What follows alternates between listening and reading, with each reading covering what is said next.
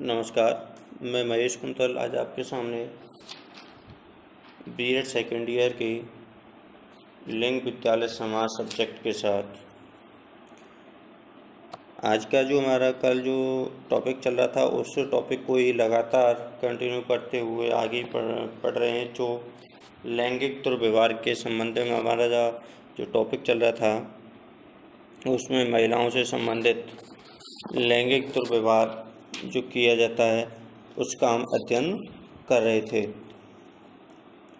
उसमें हमने लैंगिक दुर्व्यवहार क्या होता है, कैसे होता है, अर्थ क्या है इसका, ये कल हमने जाना था और उसका किस किस तरीके से होता है उसके दो कारण प्रमुख रूप से हमने कल जाने थे और उनके बचाव के उपाय भी सुझाए थे। जैसे कल का जो हमने कारण बताया था उसमें पहला जो कारण था उसमें शारीरिक एवं हिंसात्मक लैंगिक दुर्व्यवहार था।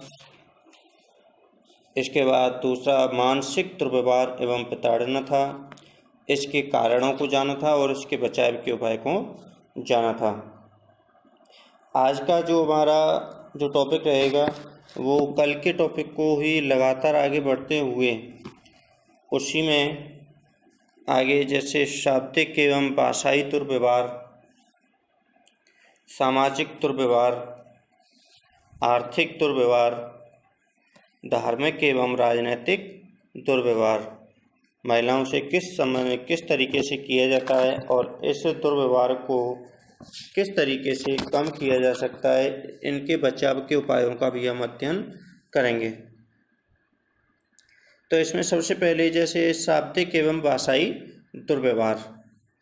शाब्दिक एवं भाषाई दुर्व्यवहार क्या होता है? जैसे लैंगिक दुर्व्यवहारों को सबसे अधिक जिस रूप में पाया जाता है वह शाब्दिक एवं भाषाई दुर्व्यवहार होता है।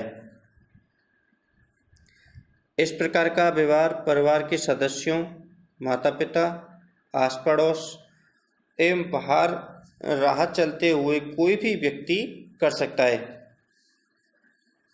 कभी कभी अवांछित तत्वों द्वारा विद्यालयों, कॉलेजों और सार्वजनिक स्थलों पर गाली गलौज, अभद्र भाषा का प्रयोग मौखिक एवं लिखित रूप से भी किया जाता रहा है, जिससे बालिकाओं तथा स्त्रियों को अपमान का घूंट पीना पड़ता है। तथा शाब्दिक एवं भाषाई दुर्व्यवहार की पहचान को हम निम्न बिंदुओं के माध्यम से स्पष्ट कर सकते हैं। जैसे हम कई बार क्या होता है कि स्कूलों में भी हम देखने को मिलता है, समाज में भी देखने को मिलता है, आस पड़ोस में भी देखने को मिलता है, आपस में गाली गलौज करते हैं और एक अभद्र भाषा का प्रयोग करते हैं, जिससे सामाजिक अनैतिकता फैलती है और महिलाओं के लिए भी असहनीय होता है। जैसे कई बार क्या होता है, इनकी हम अलग से पॉइंट के माध्यम से इनका हम अध्ययन कर सकते हैं। जैसे कई बार हम महिलाओं को लिंगीय टिप्पणी के आधार पर टिप्पणी करते हैं, लिंगीय भेदभाव के आधार पर उनको टिप्पणी करते हैं। प्रत्येक बात पर लड़की होने का उलाहना देते हैं कि उसकी केवल व केवल, काफ़ी बार ऐसा समझा जाता है कि वह केवल व केवल लड़की है, इसी आधार पर उसको कार्यों से वंचित रख दिया जाता है। लड़की है इसलिए ये काम नहीं कर पाएगी और लड़कियों की प्रवृत्ति इत्यादि के विषय में अपमानजनक बातें कहना। कई बार क्या होता है कि कोई भी अगर कार्य कराया जा रहा है तो केवल व केवल इसी कारण से उसको रोक दिया जाता है कि उसका लड़की का होना, अतः ये लड़की है, इस कार्य को ये नहीं कर पाएगी और यह केवल व केवल लड़कों के कार्य होते हैं। इस प्रकार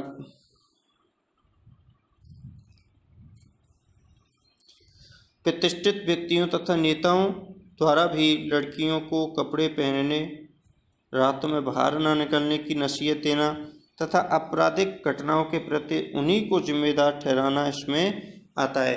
कई बार हम अपने समाज में, घर में, आस पड़ोस में देखते हैं कि चाहे प्रतिष्ठित परिवार है, पढ़ा लिखा परिवार है, उस परिवार में भी लड़कियों को दबाव में रखा जाता है और उनकी बोली चाली, वेशभूषा, पहनावा आदि के रूप में कमेंट करते हुए देखने को मिलते हैं कि बेटा ऐसे कपड़े मत पहनो, इस तरह से मत जाओ, बाहर मत निकलो, रात को बाहर मत जाओ, या ये मत करो, वो मत करो आदि अनेक ऐसे कारण होते हैं जिनके कारण लड़कियों को बिना बात के फालतू में वैसे ही सुनने को मिलता है और उसमें केवल व केवल लड़कियों को ही जिम्मेदार ठहराया जाता है। धार्मिक एवं सांस्कृतिक कृत्यों के संपादन के समय लड़की को उसके लड़की होने के कारण विमुख कर देने वाले शब्दों को कहना। और घर में जैसे कोई भी अगर सांस्कृतिक प्रोग्राम हो रहा है, धार्मिक प्रोग्राम हो रहा है, उस प्रोग्रामों में केवल व केवल इस तरीके से कह के कि बेटा तू लड़की है, इस कारण से उसे उन कार्यों से अलग कर देना, विमुख कर देना आदि देखने को सामने आते हैं और उन्हें इस प्रकार के शब्दों से उच्चारित करना जिससे कि उसे लड़की होने पर भी शर्मिंदगी महसूस होने लगती है।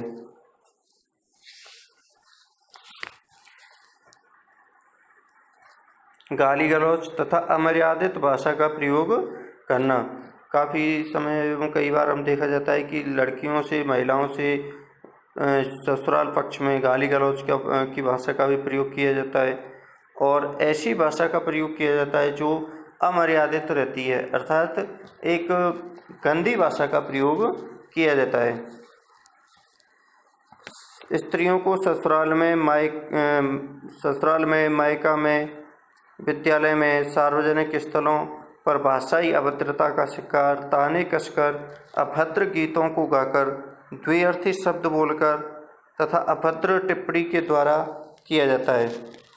जैसा मैंने अभी आपको बताया कि इसमें कई बार हम जैसे स्कूल में हो, चाहे समाज में हो, चाहे विद्यालय में, चाहे घर परिवार, आस पड़ोस या फिर कोई भी सार्वजनिक स्थल हो, वहाँ पर इस प्रकार की टिप्पणी की जाती है या फिर इस प्रकार के द्व्यर्थी शब्दों का प्रयोग किया जाता है जो महिलाओं को सीधे उसमें प्रभावित किया जाता है। अभद्र गीतों को गाया जाता है, ताने कसे जाते हैं महिलाओं को लेकर और इस प्रकार अभद्रता का शिकार महिलाएं होती हैं।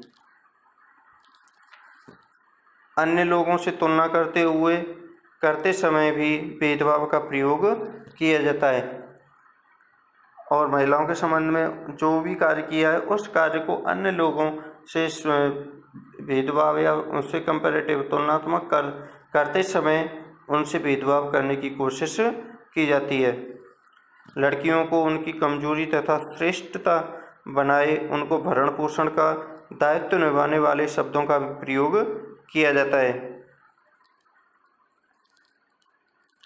लड़कियों के वस्त्रों, अंगों इत्यादि के संबंध में टिप्पणी करना, उनकी चारित्रिक संबंधी टिप्पणी भी करना। इस प्रकार से अनेक प्रकार के ऐसे पॉइंट होते हैं जिनके द्वारा भाषा के द्वारा लड़कियों को प्रताड़ित किया जाता है।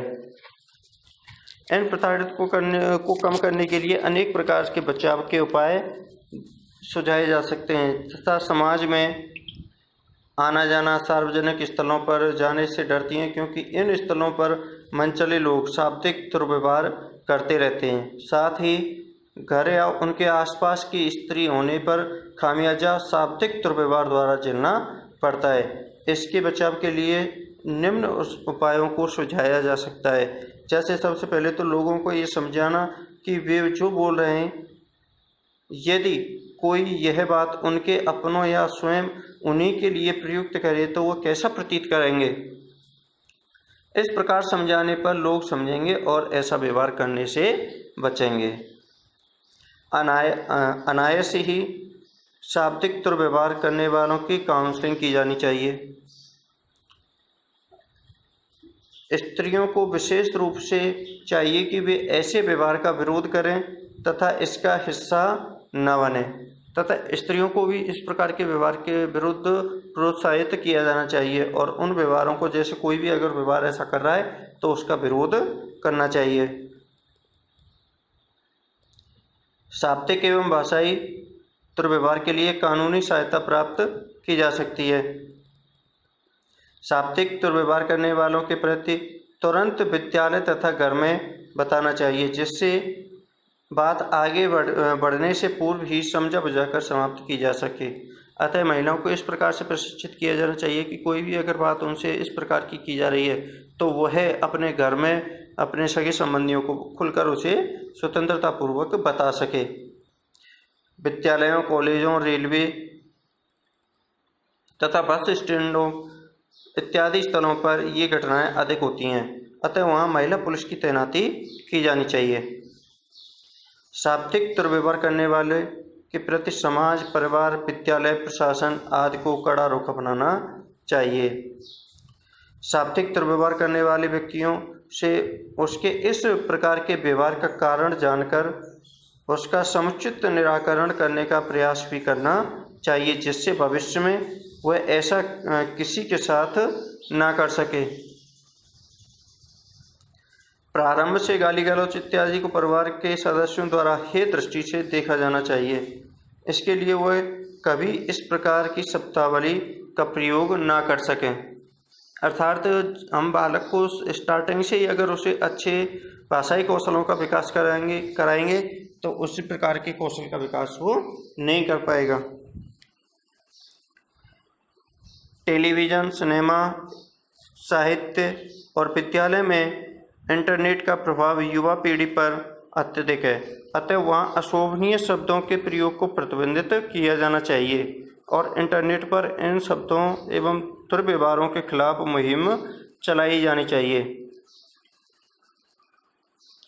तो इस प्रकार के बचाव के उपायों के द्वारा हम शाब्दिक एवं भाषाई दुर्व्यवहार से बच सकते हैं। अब इसके बाद आता है सामाजिक दुर्व्यवहार।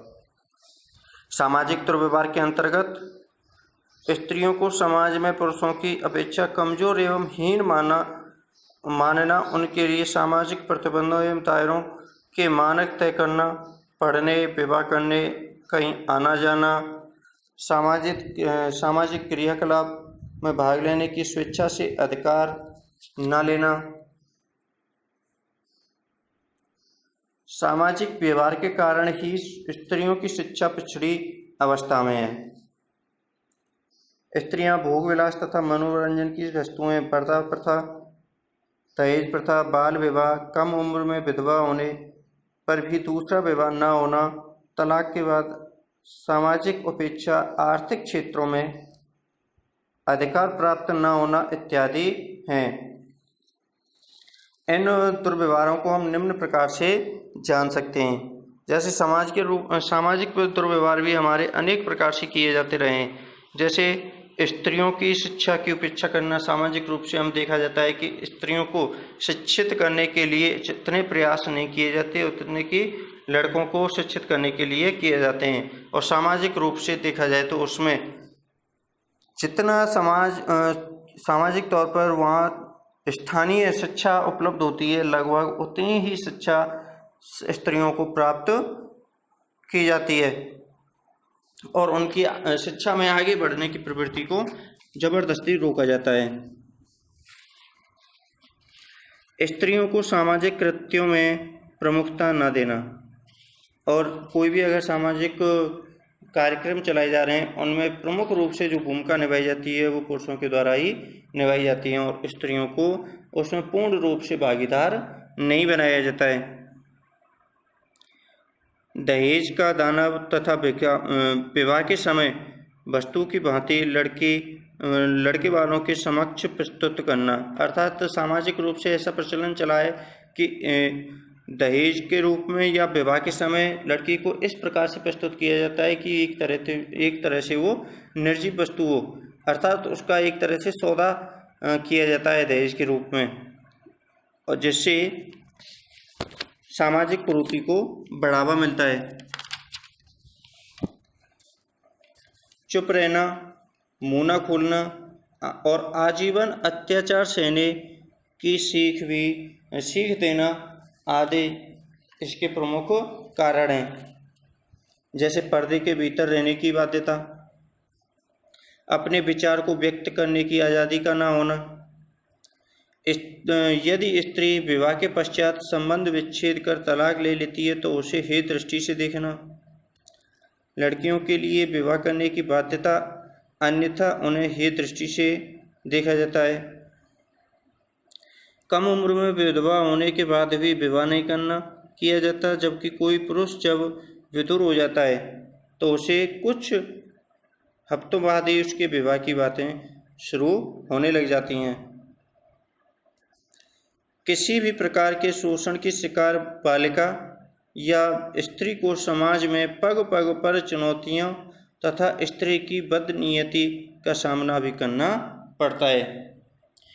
अतः सामाजिक रूप से इन प्रमुख समस्याओं का स्त्रियों को सामना करना पड़ता है।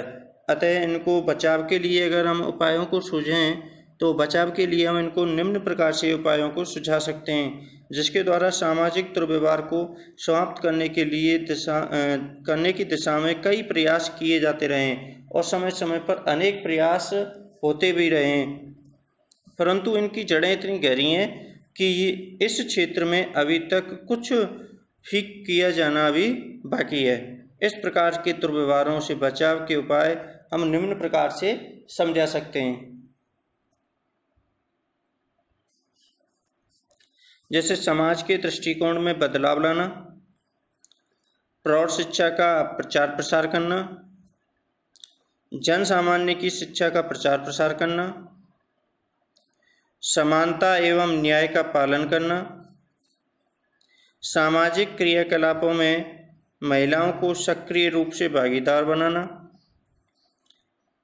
महिलाओं को शिक्षित कर समाज के लिए उपादेय बनाना, दहेज ना तो लेना और ना ही देने का संकल्प करना। अर्थात हमें सामाजिक रूप से ऐसा किया जाना चाहिए कि हम ना तो दहेज लेंगे और ना ही देंगे। स्त्रियों को भी पुरुषों के समान जीने तथा स्वतंत्रता पूर्ण निर्णय लेने की योग्यता विकसित कर विवेकपूर्ण निर्णय लेने देना व उनका स्वागत करना। अतः स्त्रियों में भी इस प्रकार की योग्यता का विकास करना कि वो अपने निर्णय स्वतंत्रता पूर्वक ले सकें, और जब निर्णय ले लेती हैं तो पुरुषों को भी उनका सम्मान एवं स्वागत करना चाहिए। रंग रूप की अपेक्षा गुणों को महत्व दिया जाना। प्राय समाज में देखा जाता है कि रंग को सबसे ज़्यादा महत्व दिया जाता है, कि जबकि रंग को इतना महत्व न देकर उसके गुणों को महत्व दिया जाना चाहिए। किसी भी प्रकार के शोषण की शिकार महिलाओं को हेय दृष्टि से न देखकर उन्हें संवेगात्मक सुरक्षा प्रदान करना। अतः सामाजिक रूप से हमारा ये उत्तरदायित्व बनता है कि अगर कोई भी किसी भी महिला को किसी भी प्रकार से कोई उस पर वो है किसी शोषण की शिकार हो गई है तो उस महिला को हेय दृष्टि से न देखकर उसकी हमेशा सहायता के लिए तत्पर होना। सामाजिक रूढ़ियों परंपराओं के खिलाफ आवाज़ उठाना, अर्थात जो हमारी लगातार रूढ़िबद्धता चली जा रही है, परंपराओं के कारण हम किसी भी परंपराओं में बंधे हुए हैं, जिससे सामाजिक कुरीतियों को बढ़ावा मिलता है, उनको खत्म करना और एक नवीनता समाज में स्थापित करने का प्रयास करना। समाज की गतिशीलता हेतु विद्यालयों द्वारा प्रयास किया जाना। अतः समाज को गतिशील बनाने के लिए विद्यालयों के द्वारा भी इस प्रकार के प्रयास किए जाने आवश्यक हैं। सिनेमा आदि के द्वारा समाज में महिलाओं की उपयोगिता तथा उनकी महत्वपूर्ण भूमिका से परिचित कराना। महिलाओं के गौरवमयी इतिहास का निरूपण भी करना, अर्थात इस प्रकार का महिलाओं का निरूपण करना कि प्राचीन काल से ही महिलाओं में अपार शक्ति है और जिसके कारण एक सभ्य समाज की रचना भी हो सकती है। प्रदर्शनी, संगोष्ठी, वाद विवाद इत्यादि के द्वारा स्त्रियों से संबंध विषयों को समाज में उठाना, अर्थात प्रदर्शनी, संगोष्ठी, वाद विवाद इस प्रकार की अनेक गतिविधियां विद्यालय महाविद्यालयों में कराना आवश्यक है, जिसके कारण महिलाओं के संबंध में जो अत्याचारों के मामले उठाए जाते हैं उनको स्वतंत्रता पूर्वक उठाना एवं उनको समाप्त करने या निराकरण करने के उपायों को सुझाना। महिलाओं की स्थिति में सुधार लाने के लिए पुलिस प्रशासन एवं कानून का प्रतिबद्ध होना। इसके लिए महिलाओं की स्थिति में सुधार के लिए कानून को भी इसमें आगे आना जरूरी है तथा पुलिस को समय समय पर अपने कर्तव्य का पालन भी करना आवश्यक है। इस प्रकार के सामाजिक दुर्व्यवहार को हम निम्न उपायों को अपनाकर सामाजिक दुर्व्यवहार को कम किया जा सकता है। अब इसके बाद आर्थिक दुर्व्यवहार। महिलाओं तथा पुरुषों के मध्य आर्थिक स्तर पर जो असमानता व्याप्त है, इसमें महिलाएं आर्थिक रूप से सशक्त नहीं हो पाती हैं तथा जब उनके साथ दुर्व्यवहार होता है तो वे चुपचाप उसे सहन करने के अतिरिक्त उसके पास कोई मार्ग नहीं बचता और वह आर्थिक दुर्व्यवहार को हम निम्न प्रकार से देख सकते हैं।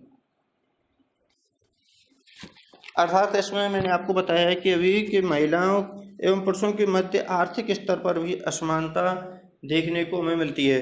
उस असमानता के द्वारा हम महिलाएं आर्थिक रूप से सशक्त नहीं होती और पुरुषों पर डिपेंड रहती हैं तथा इसके कारण उन्हें दुर्व्यवहार का शिकार होना पड़ता है तथा वे उस दुर्व्यवहार को चुपचाप सहन करके उसके अतिरिक्त भी अनेक प्रकार के दुर्व्यवहारों को वो सहन करती हैं। जैसे महिलाओं को पैतृक संपत्ति में हिस्सा न मिलना और यदि वे लेती भी हैं तो हे दृष्टि से देखा जाता है। प्राय सामाजिक रूप से हमें देखा जाता है कि अगर पैतृक संपत्ति में महिलाओं को हिस्सा नहीं दिया जाता, अगर कोई कानून के द्वारा, क्योंकि कानून के अनुसार पैतृक संपत्ति में सभी का समान रूप से हिस्सेदार होते हैं, अगर कोई भी महिला पैतृक संपत्ति में हिस्सा ले भी लेती है तो उसे सामाजिक रूप से हे दृष्टि से देखा जाता है। महिलाओं को चाहे वे दिहाड़ी मजदूर ही हों या सैन्य तारका हों, पुरुषों के समान वेतन नहीं मिलना। अर्थात छोटे से व्यवसाय से लेकर ऊपर बड़े से बड़े व्यवसाय तक पुरुषों के समान महिलाओं को वेतन में असमानता रहती है और उन्हें पुरुषों की अपेक्षा कम वेतन दिया जाता है। आर्थिक निर्णयों को लेने में महिलाओं की उपेक्षा करना। अगर कोई भी घर परिवार समाज देश राज्य कोई भी अगर हम आर्थिकता से संबंधित कोई भी निर्णय ले रहे हैं तो उसमें महिलाओं की स्वीकृति भी नहीं ली जाती, अर्थात उनकी उपेक्षा की जाती है। अपनी कमाई खर्च करने में भी पिता पति पुत्र का मुंह देखना, अर्थात स्वयं के खर्च करने के लिए भी, अर्थात स्वयं की आवश्यकता पूर्ति करने के लिए भी वो उसे दूसरों पर निर्भर रहना पड़ता है। जैसे पिता पुत्र भाई पति आदि सभी पुरुषों पर निर्भर रहना पड़ता है और अपनी स्वेच्छा से स्वतंत्रता से वो अपनी जरूरत की सामान को भी नहीं ला पाते। महिलाओं की आवश्यकताओं बीमारी जीवन की गुणवत्ता पर व्यय ना किया जाना।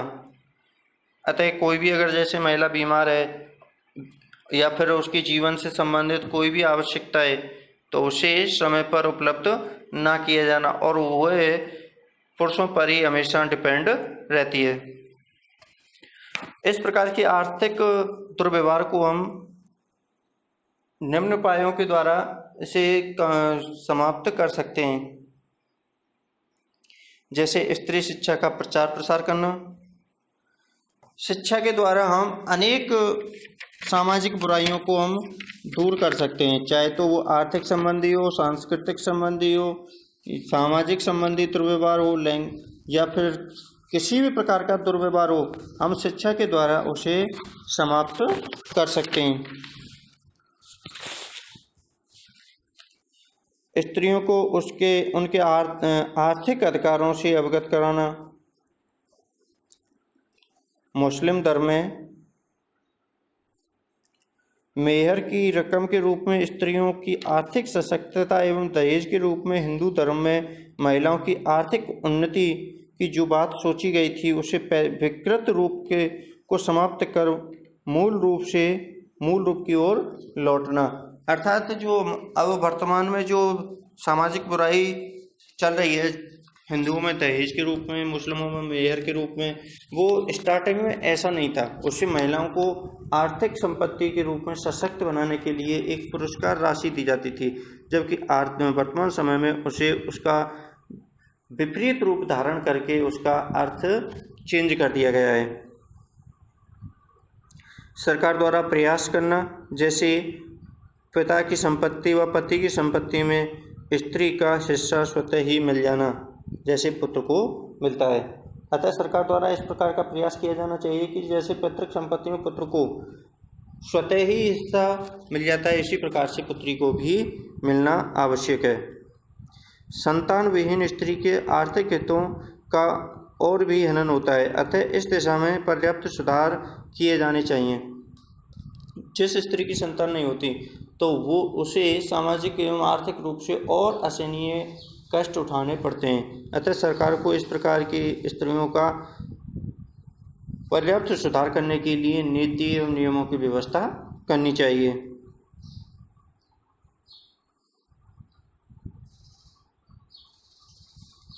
स्त्रियों को स्वयं अपने आर्थिक हितों के लिए सजग होने चाहिए तथा आवाज़ उठानी चाहिए। अतः स्त्रियों को स्वयं भी उसके प्रति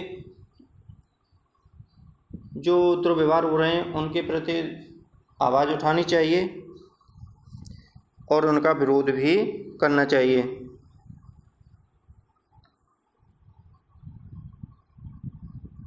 स्त्री पुरुष दोनों के लिए समान वेतन के प्रावधान का सख्ती से पालन किया जाना चाहिए।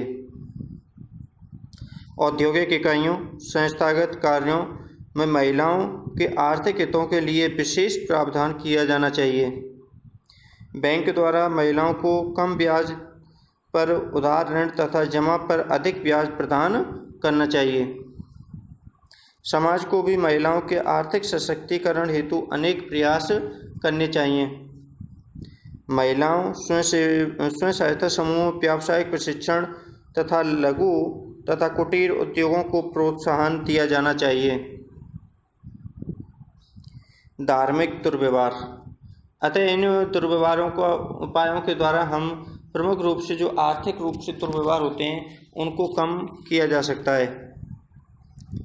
अब इसके बाद हम धार्मिक रूप से भी महिलाओं को अनेक प्रकार के दुर्व्यवहारों का सामना करना पड़ता है, जैसे स्त्रियों के साथ धार्मिक क्रियाकलापों, धार्मिक स्थलों, धार्मिक रीति रिवाजों और क्रियाओं में भेदभावपूर्ण व्यवहार किया जाता है, जैसे पिंडदान, यज्ञ, अंतिम संस्कार आदि कृत्यों एवं कुछ पूजा स्थलों में भी महिलाओं को अंदर जाने की अनुमति प्रदान नहीं की जाती है। और धार्मिक दुर्व्यवहार की पहचान को हम निम्न प्रकार से भी समझ सकते हैं। अतः कई बार हम देखा जाता है कि सामाजिक रूप से अनेक ऐसे नियम बनाए हुए हैं जिससे धार्मिक क्रियाकलापों में महिलाओं का प्रवेश वर्जित किया जाता है। केवल व केवल पुत्र ही उन क्रियाओं को कर सकता है। और उन प्रकार की क्रियाओं में जैसे धार्मिक स्थलों में भी भेदभाव किया जाता है। धार्मिक क्रियाकलापों में पुरुष की प्रधानता को माना जाता है। धार्मिक क्रियाओं में धर्म के मानने की स्वतंत्रता न होना, पिता एवं पति के धर्म को मानने की बाध्यता, अर्थात शादी के बाद पिता एवं पति जो भी धर्म अपनाते हैं उस धर्म को मानने की बाध्यता महिलाओं को के लिए होती है। अतः इनके बचाव के लिए, धार्मिक दुर्व्यवहारों के बचाव के लिए स्त्रियों को धार्मिक कृत्यों में सहभागी बनना चाहिए। उन्हें धर्म के मामले में स्वतंत्रता प्रदान की जानी चाहिए, जिससे वे धार्मिक स्वतंत्रता का उपयोग कर सकें। धार्मिक निरपेक्ष राज्य में सभी धर्म समान है तथा सभी धर्मों के प्रति इकाई भेदभावपूर्ण नहीं की जानी चाहिए, चाहे वो स्त्री हो या पुरुष हो। अतः इसी कारण से हम धार्मिक दुर्व्यवहार को भी कम कर सकते हैं। अब इसके बाद आता है हमारा राजनीतिक दुर्व्यवहार। राजनीतिक दुर्व्यवहार में हम जैसे स्त्रियों को राजनीति के क्षेत्र में भेदभावपूर्ण व्यवहार का सामना करना पड़ता है, जिससे उनकी छवि को धूमिल किया जाता है। राजनीतिक दुर्व्यवहार की पहचान को हम निम्न प्रकार से समझ सकते हैं। हम कई बार देखते हैं कि राजनीति में केवल व केवल पुरुष प्रभुत्व समाज को ही आगे बढ़ाया जाता है, पुरुषों को ही आगे बढ़ाया जाता है। लेकिन आज अगर वर्तमान समय की अगर हम बात करें तो राजनीति में महिलाओं को समानता के तौर पर उन्हें आगे बढ़ाने के लिए सरकार अनेक प्रकार से प्रयास कर रही है। जैसे पंचायती अगर राज्यों की अगर हम पंचायती राज चुनावों की अगर बात करें तो हमें 50% महिलाओं के लिए सीटों आरक्षित की जाती रही हैं और विधानसभा एवं लोकसभा सीटों के लिए 33% सीटें आरक्षित की गई हैं।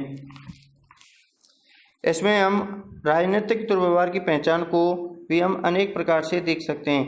जैसे राजनीति में स्त्रियों का आना ही समझा जाता है। राजनीति में भी पुरुषों की प्रधानता एवं श्रेष्ठता का भाव होना, राजनीति में स्त्रियों के शोषण तथा अत्याचार, राजनेता वोटों की ओछी राजनीति हेतु स्त्रियों को हथियार बनाते हैं, राजनेताओं द्वारा अपने पद एवं प्रतिष्ठा का दुरुपयोग कर स्त्रियों के अधिकारों का हनन, राजनीतिक गठजोड़ में स्त्रियों का प्रयोग करना, बड़ी बड़ी बातें बनाना महिलाओं के सशक्तिकरण के लिए परंतु उन्हें टिकट प्रदान न करना, राजनीति में आने वाली महिलाओं को चारित्रिक रूप से कमजोर तथा उनकी छवि धूमिल करने के लिए प्रयास करना, राजनीति में पदार्पण करने वाली स्त्रियों का अन्य व्यक्तियों के साथ संबंध इत्यादि निजी मामलों का दुष्प्रचार भी करना, राजनीतिक उन्नति के बहाने स्त्रियों के साथ अभद्र व्यवहार करना। इस प्रकार के हमारे राजनीतिक संबंध के रूप में अनेक प्रकार के दुर्व्यवहार भी हम स्त्रियों के प्रति देखने को मिलते हैं। अब इसको बचाव के लिए हम स्त्रियां तब तक समाज के प्रत्येक क्षेत्र में आगे नहीं आ पाएंगी जब तक कि वह उनकी पहुंच पंचायत से लेकर संसद भवन तक नहीं होगी। अतः स्त्रियों के साथ होने वाले राजनीतिक दुर्व्यवहारों से बचाव को हम निम्न प्रकार से समझ सकते हैं। इसमें देखो, सबसे पहले राजनीति में स्वस्थ व्यक्तियों को आने देना चाहिए। स्त्रियों को पर्याप्त मात्रा में पार्टियों में स्थान तथा टिकटों के बंटवारे में यथोचित आरक्षण प्रदान किया जाना चाहिए। राजनीति में महिलाओं को आने के लिए प्रेरित करना चाहिए। शीर्षस्थ राजनेताओं तथा चुनाव आयोग द्वारा राजनीतिक स्तर पर स्त्रियों के प्रति हो रहे किसी भी दुर्व्यवहार को गंभीरता से लेना चाहिए तथा संबंधित व्यक्ति को दोषी पाए जाने पर निलंबित करना चाहिए। ग्राम पंचायतों इत्यादि में महिला उम्मीदवार को चुन तो लिया जाता है परंतु उसके कार्यों का निर्वहन उसके पति या घर का कोई लोग ही करते हैं। इस विषय में सख्त दिशा निर्देश दिए जाने चाहिए।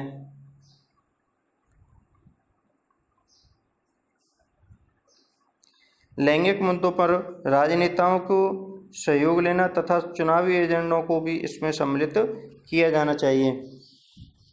अतः उक्त इन प्रक्रियाओं को हम अपनाकर प्रमुख रूप से महिलाओं को राजनीति में भागीदार बना सकते हैं। जैसे हम कई बार देखा जाता है कि सरकार के द्वारा जो आरक्षण प्रदान किया जाता है महिलाओं को टिकट तो मिल जाती है लेकिन जीत भी जाती हैं और उनका जब महिलाएं चुन ली जाती हैं तो उनके अधिकारों का या तो उसके पति का उपयोग करते हैं या फिर घर का कोई भी पुरुष उसका उपयोग करने लग जाता है और महिलाओं को अब उसके अधिकार होते हुए भी उसे उन अधिकारों से वंचित रखा जाता है, जबकि ऐसा नहीं किया जाना चाहिए।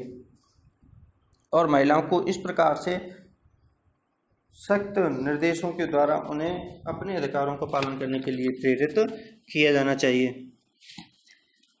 अतः इस प्रकार की अगर हम प्रक्रिया को अपनाएंगे तो उसमें लैंगिक दुर्व्यवहार के जो हमने कारण पढ़े हैं उन कारणों को हम अलग अलग प्रकार से समाप्त कर सकते हैं और एक अच्छे समाज को स्थापित कर सकते हैं। तो इसमें आज हमने लैंगिक दुर्व्यवहार की पहचान के लिए सबसे पहले शाब्दिक एवं भाषाई दुर्व्यवहार को जाना था, इसके बाद सामाजिक दुर्व्यवहार को जाना था, इसके बाद आर्थिक दुर्व्यवहार को जाना था और इसके बाद जो धार्मिक आधार पर महिलाओं से संबंधित दुर्व्यवहार किए जाते हैं उनको जाना था, उनके बचाव के उपायों को जाना था, तथा राजनीतिक रूप से भी हमें महिलाओं को अनेक प्रकार से दुर्व्यवहारों का सामना करना पड़ता है, उनको भी हमने डिटेल से जाना था और इसके सभी के बचावों के उपायों को भी जाना था। अतः इन बचाव के उपायों को हम प्रॉपर रूप से अगर लागू करते हैं तो महिला दुर्व्यवहार को काफ़ी हद तक कम किया जा सकता है, जिससे महिलाओं को स्वतंत्रता प्राप्त होगी, अपने अधिकारों का संरक्षण करेंगे और एक सभ्य समाज का निर्माण हो सकेगा। अतः आज का इतना ही। जय हिंद, जय भारत।